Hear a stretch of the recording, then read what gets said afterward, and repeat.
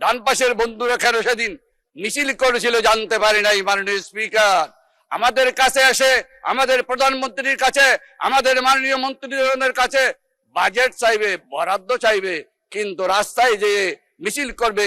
সেই কারণে আমি একটি আল কোরআনের আয়াত বলতে চাই, ফাইন শাকারতুম লাযীদান্নাকুম ওয়া লাইন কাফারতুম ইন্না আযাবি লাশাদীদ। শুকর করতে হবে জীবনের, শুকর করতে হবে বরাদ্দের, শুকর করতে হবে মাননীয় প্রধানমন্ত্রী তারেক রহমানের, শুকর করতে হবে আমাদের মাননীয় মন্ত্রীদের। তারা শুকর করে না কিন্তু স্বীকার করে, সেই জন্য তাদের উপর লাশাদীদুল আযাব, আযাবের কঠিন আযাব তাদের সম্মুখীন করতে হবে। মাননীয় স্পিকার, আল কোরআনে আরেকটা আয়াত আছে মাননীয় স্পিকার, ওয়া মাকারু ওয়া মাকারাল্লাহ ওয়াল্লাহু খায়রুল মাকিরিন।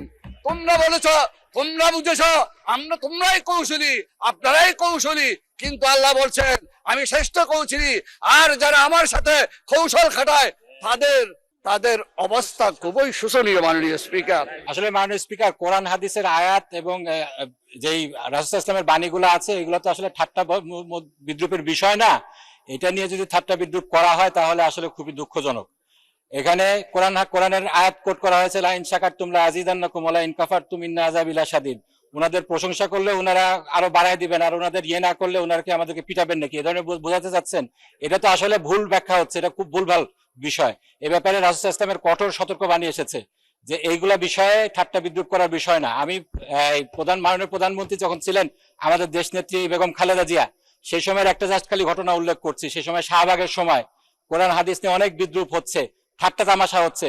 সে সময় একটা চিঠি লেখা হয়েছিল, সেই চিঠিটা নিয়ে যখন আমরা গেলাম তিনি বললেন কোরআনের একটা আয়াত, সূরা তওবার একটা আয়াত তোমরা যোগ করতে পারো না? কুল আবিল্লাহি ওয়া বিআয়াতিহি ওয়া বিরাসূলিহি ইস্তাহজিউন। এখানে তোমরা কি আল্লাহর আয়াত, আল্লাহকে নিয়ে, আল্লাহ রাসূলকে নিয়ে, আল্লাহর আয়াত নিয়ে তোমরা ঠাট্টা মশকরা করছো? তো এটার জন্য যদি তোমরা করো তাহলে তোমাদের অবস্থান হবে জাহান্নামে। এই জিনিসটা আমাদেরকে খুব সতর্কভাবে নিতে হবে। কোরআন হাদিসের ভুল ব্যাখ্যা, কোরআন হাদিসের এরকম অবমাননাকর কিছু বিষয়, এগুলো আমাদেরকে কোনোভাবে করা যাবে না। এটার ব্যাপারে আপনার দৃষ্টি আকর্ষণ করছি মাননীয় স্পিকার। ধন্যবাদ মাননীয় সদস্য।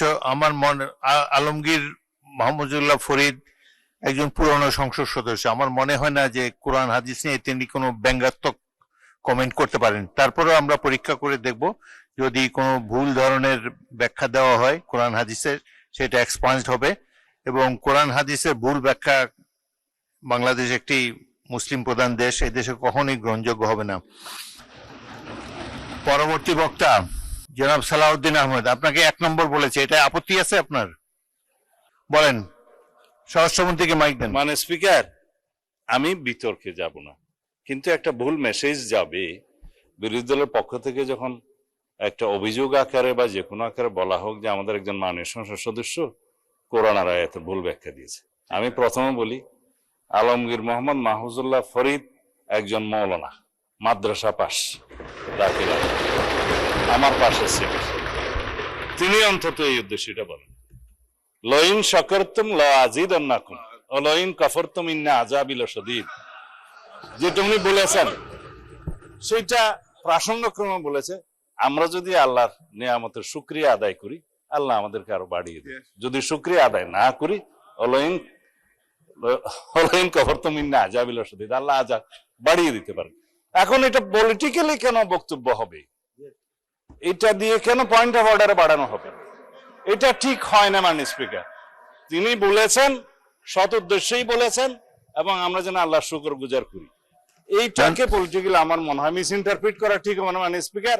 আমরা এই 92% মুসলিম দেশে, জনসংখ্যার দেশে, আমাদের এই মহান জাতীয় সংসদে কোন সংসদ সদস্যের বক্তব্য যদি ভুলক্রমেও ইসলামের প্রতি অবমাননা যদি মূলক হয়, এটা আমরা নিন্দা করব, কিন্তু এইভাবে পলিটিক্যালি ইউজ করা ঠিক হবে না মাননীয় স্পিকার। ধন্যবাদ। ধন্যবাদ মাননীয় সদস্যবৃন্দ।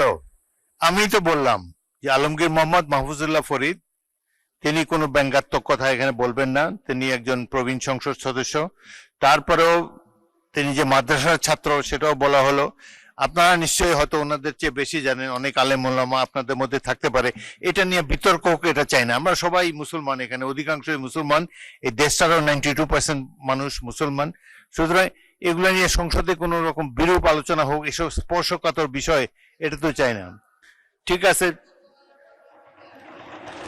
সেটা আমি ইতিমধ্যে মাননীয় সদস্য আমি বলেছি আমি পরীক্ষা করে দেখব যদি না না মাইক ছাড়া বলবেন না।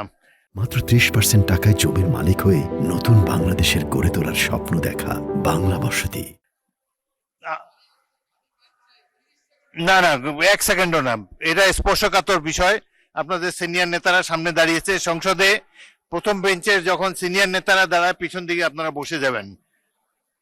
এবং আচ্ছা মুজিবুর রহমান সাহেব বলেন, কিন্তু কোনো বিতর্ক হয় এমন কোনো কিছু তুলবেন না। এখানে সবাই তো অধিকাংশই মুসলমান, অধিকাংশই ধর্মের প্রতি ধন্যবাদ, গভীর শ্রদ্ধা পোষণ করেন। ধন্যবাদ মাননীয় স্পিকার। আমাদের মাননীয় স্বরাষ্ট্রমন্ত্রী যেহেতু দাঁড়িয়েছেন এবং তিনি কথা বলেছেন, তার কথাকে যাতে লাইন মতো হয় সেজন্য তিনি নেওয়ার চেষ্টা করেছেন। এই আয়াতটা যে নাজিল হয়েছে, কেন নাজিল হয়েছে? এই আয়াতটা নাজিল হওয়ার প্রেক্ষাপট হচ্ছে আল্লাহ তাআলা তার অগণিত নিয়ামত এই পৃথিবীতে রেখেছেন। তিনি বলেছেন আইন তাউদ্দু নিয়ামাতাল্লাহ লা তুহসুহা, তোমরা যদি আল্লাহর নিয়ামতকে গুনতে চাও তাহলে গুণে শেষ করতে পারবে না। যারা আল্লাহর এই দুনিয়ায় আল্লাহর নিয়ামত ভোগ করছে, আমি কথা বলছি এটা আল্লাহ আমাকে একটা নিয়ামত দিয়েছেন, অতএব আমার মুখ দিয়ে আল্লাহর বিরুদ্ধে কোনো কথা আমি বলতে পারি না। আমাকে যে শক্তি আল্লাহ দিয়েছেন, এই শক্তি দিয়ে আল্লাহর বিধিবিধানের পক্ষে আমাকে কথা বলতে। ধন্যবাদ। মানুষ শেষ করি, 1 মিনিট শেষ হবে।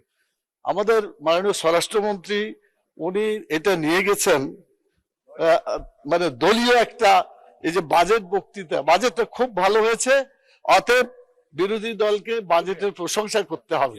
এটা যদি প্রশংসা না করে তারপর আজাব আসবে, এই দিকে নিয়ে গেছিল উনি।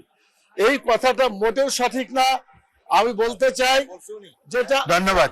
কথা এটাই হয়েছে মাননীয় স্পিকার। আমার মনে হয় আপনি যদি প্রয়োজন মনে করেন একজন আলিমের কাছে যে বলবেন, কোন মানুষের অবদানের কথা এখানে বলা হয়নি। ধন্যবাদ। ধন্যবাদ মাননীয় সদস্য বসুন। এখানে মাদ্রাসা পড়ার, মাদ্রাসা শিক্ষায় শিক্ষিত আলেম অনেক বেশি আছে এখানে এই দিকের চাইতে, সেটা তো আমরা স্বীকার করে নিয়েছি। তবে আমার এই ট্রেজারি বেঞ্চও 2-1 জন আছে। ওই দিন আপনি বলেছেন ভালো, অলরেডি আপনি কিছু জানেন, এটা তো আমরা ধরে নিলাম। এখন আপনি বললে আবার একটা বিতর্ক শুরু হবে। Kamruzzaman Ratan, no more please, আমাদের বাজেট বক্তৃতায় যেতে হবে। পরে আরেক সময় আরেক দিন বলেন, আপনার এটা জমা রাখেন, পরের দিন আরেক। আচ্ছা বলেন, কিন্তু কোনো বিতর্কের সৃষ্টি করবেন না। তো ওয়াদা করলাম। আচ্ছা কামরুজ্জামান বলুন। বিসমিল্লাহির রহমানির রহিম। আমি আলেমুল আমাদের মাঝখান দিয়ে যে কথাটা বলবো, যদি ভুল হয় ওনারা শুদ্ধ করে নেবেন। পবিত্র কোরআনে একটা আয়াতের মধ্যে আছে সামিআনা ওয়া আতানা, আমরা শুনলাম এবং এতায়াত করলাম, যা সহি তারাই যেন আমরা আমল করি, এই আমলের মধ্যে দিয়ে আমাদের যেন পরিশুদ্ধতা থাকে। ধন্যবাদ মাননীয় স্পিকার। ধন্যবাদ।